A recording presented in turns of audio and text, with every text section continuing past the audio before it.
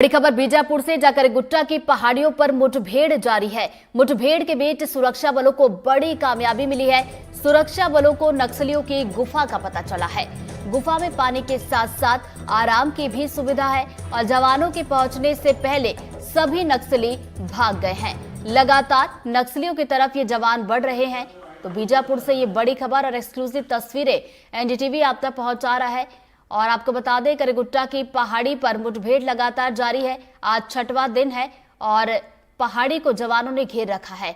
और इस बीच देखिए एक बड़ी कामयाबी यहां पर सुरक्षा बल के जवानों को मिली है कि नक्सलियों की गुफा का पता चला है।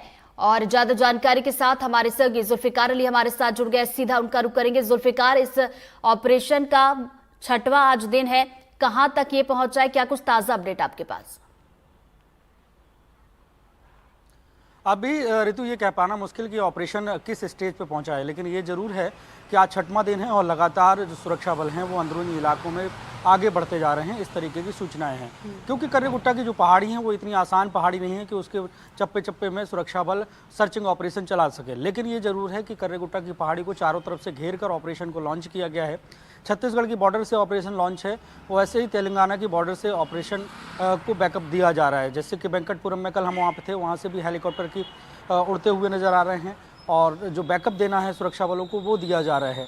और एक बड़ी सफलता धीरे धीरे जो कहें कि मिलती नज़र आ रही है क्योंकि अंदरूनी इलाकों में जैसे जैसे आगे बढ़ते जा रहे हैं उनका एरिया जो है माओवादियों का बटालियन नंबर 1 जो हिड़मा की बटालियन है, जिसे सबसे ज़्यादा खुखार बटालियन कहा जाता है, उनका एरिया सिकुड़ता जा रहा है क्योंकि चारों तरफ से जवान हमारे आगे बढ़ रहे हैं। तो ऐसे में वो तमाम लोगों को अंदर की तरफ ढकेला जा रहा है। और ये ऑपरेशन एक दो दिन का ऑपरेशन नहीं, 6 दिन तो हम ऑलरेडी देख चुके हैं क्योंकि इसके पहले भी ऑपरेशन जो होते रहे वो 3-4 दिन के ऑपरेशन चलते रहे क्योंकि इस दौरान ऑपरेशन में जवानों को आगे बढ़ना होता है, रात में वहाँ पे रुकना है, बहुत सारी परेशानियाँ आती हैं। तो इस ऑपरेशन को ये कहा जा रहा है कि टेस्ट मैच की तरह ये ऑपरेशन है और इसमें समय लगेगा। लेकिन आज की एक अच्छी तस्वीर ये भी है कि अभी तक जो 44 डिग्री का टेम्परेचर के बीच जो जवान ऑपरेशन चला रहे थे, आज पूरे बस्तर का मौसम बदल गया। कल रात में यहाँ पे हल्की बारिश भी हुई है, कुछ जगहों पर तेज़ बारिश भी हुई है और अभी हम जहाँ पे मौजूद हैं यहाँ पे भी देखें तो आसमान में बादल छाए हुए हैं।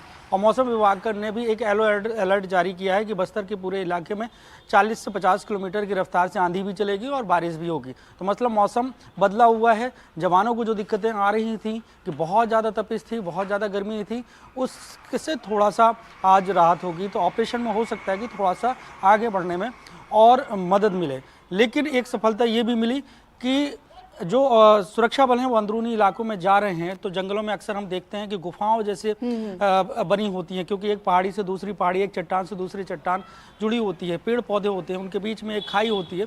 तो ऐसी खाइयों को जो है ना गुफा के तौर पे या शेल्टर होम के तौर पे माओवादी उपयोग करते हैं। तो वो ऐसी ही एक जो गुफा है वो सुरक्षा बलों ने ढूंढ निकाली है और जहाँ पे तमाम सुविधाएं थी, मतलब जो अंदर जंगल में रहने के लिए खाने की सुविधा और इतनी गर्मी में वहाँ पे आराम करने की सुविधा है, पानी की सुविधा, तो वहाँ पे लंबे समय तक रहा जा सकता था। लेकिन जिस तरीके से मूवमेंट आगे बढ़ा और सुरक्षा बल आगे बढ़ते जा रहे हैं तो उन जगहों को माओवादियों को छोड़कर आगे बढ़ना पड़ रहा है। मतलब ये पूरा इलाका जो घिरा हुआ है, तो ये कह सकते हैं कि माओवादियों के पास 2 ऑप्शन बचे हैं।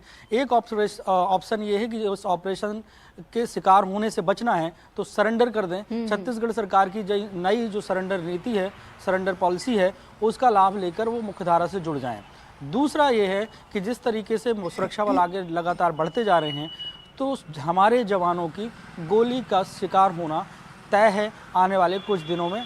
तो ये ऑपरेशन अब तक का ये कहा जा रहा है कि सबसे बड़ा ऑपरेशन लॉन्च किया गया है जिसमें 10,000 जवान शामिल हैं। बिल्कुल बड़ी संख्या में जवान इसमें शामिल है। जुल्फिकार, जिस गुफा का आप जिक्र कर रहे थे, अगर इस गुफा की बात की जाए तो उस पहाड़ी से कितनी क्या दूरी पर है? और साथ ही साथ देखिए जानकारी ये भी है कि जवानों के पहुंचने से पहले गुफा में नक्सली मौजूद नहीं थे, वहां से भाग निकले और ये साफ बताता है कि नक्सली घबराए हुए हैं, डरे हुए हैं। देखिए इस पूरे इलाके की जो डेमोग्राफी है उससे समझ पाना मुश्किल है, क्योंकि ये वो इलाका है जहाँ पे पहली बार सुरक्षा बल अंदर गए। एक सामान्य इंसान इस इलाके पे जाता नहीं है कि वहाँ पे कौन सी पगडंडियाँ हैं, किस तरीके से पहाड़ियों में चढ़ना है। और ये कहा जाता है, जब हम वेंकटपुरम में थे वहाँ के स्थानीय लोगों से बात की तो उन्होंने कहा कि कई सारी ऐसी पहाड़ियाँ हैं। ऐसा नहीं है कि 2-4 किलोमीटर का एरिया हो, सामने हमें दिख रही है कि ये पहाड़ी है और ये पहाड़ी एक रेंज की तरह है और उस एक छोटे छोटे पर्वत श्रृंखला की तरह है। तो उन अंदर की जो डेमोग्राफी है ये बता पाना मुश्किल है कि एग्जैक्ट लोकेशन क्या है, क्योंकि वहाँ पे कोई ऐसे लैंडमार्क नहीं है। क्योंकि जब वहाँ पे रेवेन्यू डिपार्टमेंट पहुँचा नहीं तो लैंडमार्क होने की संभावना है ही नहीं। इस पूरे इलाके को कर्रे गुट्टा की पहाड़ी के नाम से ही जाना जाता है। अंदरूनी इलाके में कौन से गाँव है किसी को पता नहीं है अभी। जब इस पूरे इलाके में सुरक्षा बल होंगे, जब विकास पहुंचेगा, तब ये कहा जा सकेगा कि इस इलाके में इस तरीके की जगहें हुआ करती थी। जिस गुफा की हम बात कर रहे हैं, ये दुनिया के सामने पहली ऐसी गुफा आई है कि जहां माओवादियों की शेल्टर के तौर पर वो उपयोग करते थे। वो इसलिए भी आई क्योंकि हमारे जो 10,000 जवान जान जोखिम में डालकर पूरी बहादुरी के साथ माओवाद को ख़त्म करने के लिए, इस ऑपरेशन के लिए निकले हुए हैं, तो वो लगातार धीरे धीरे आगे बढ़ रहे हैं। जैसे कि हम पहले भी चर्चा कर रहे थे कि ये ऑपरेशन चलाना इतना आसान नहीं है, क्योंकि हम जब संतल मैदान में चलते हैं तो उस दौरान हम 1 घंटे में करीब 4 से 5 किलोमीटर चल लेते हैं। लेकिन वहीं अगर आपको किसी पहाड़ी में चढ़ना हो, जब हम देखते हैं कि कोई पहाड़ी में मंदिर है, उस मंदिर में जब हम जा रहे होते हैं 500 से 700 सीढ़ियाँ होती हैं, उन 500-700 सीढ़ियों चढ़ने में हमें 1 घंटे लग जाते हैं। और हमारी स्थिति क्या होती है, हम हाँफने लगते हैं। हम बिल्डिंग में जब चढ़ रहे होते हैं और वहाँ पे फर्स्ट फ्लोर सेकंड फ्लोर में भी जाना होता है, तो जब हम पैदल चल रहे होते हैं तो हमारी क्या स्थिति होती है। उस जगह में भी हम लिफ्ट का उपयोग करते हैं। तो यहाँ तो बहुत बड़ा इलाका है, ये 200 से 250 किलोमीटर का पूरा रेंज है। इस रेंज में आगे बढ़ना, सर्चिंग ऑपरेशन चलाना, चीज़ों को ढूंढना कितना मुश्किल है। यही वजह है कि सुरक्षा बलों की तरफ से जो जानकारी दी गई थी एक प्रेस नोट के माध्यम से, उसमें ये कहा गया था कि ये ऑपरेशन जो है वो एक टेस्ट मैच की तरह है, निर्णायक ऑपरेशन है। अब ये लंबा ऑपरेशन चलेगा, सफलताएं धीरे धीरे सामने आएंगी, लेकिन ये तय है कि इसको निर्णायक जब कहा गया है तो माओवादियों की जो सबसे टॉप लीडरशिप है वो यहाँ पर मौजूद होने की सूचना के बाद इसे लॉन्च किया गया है। तो एक बड़ा ऑपरेशन है, तो उम्मीद ये की जा सकती है कि इसमें बड़ी सफलता आने वाले वक्त में मिलेगी। बिल्कुल, ये उम्मीद की जा रही है कि आने वाले समय में बड़ी सफलता हमें देखने को मिल सकती है। हमारे जवान लगातार आगे बढ़ रहे हैं। नजरें बना रखिएगा जुल्फिकार, आगे अपडेट लेते रहेंगे। फिलहाल बहुत बहुत शुक्रिया आपका जानकारी के लिए।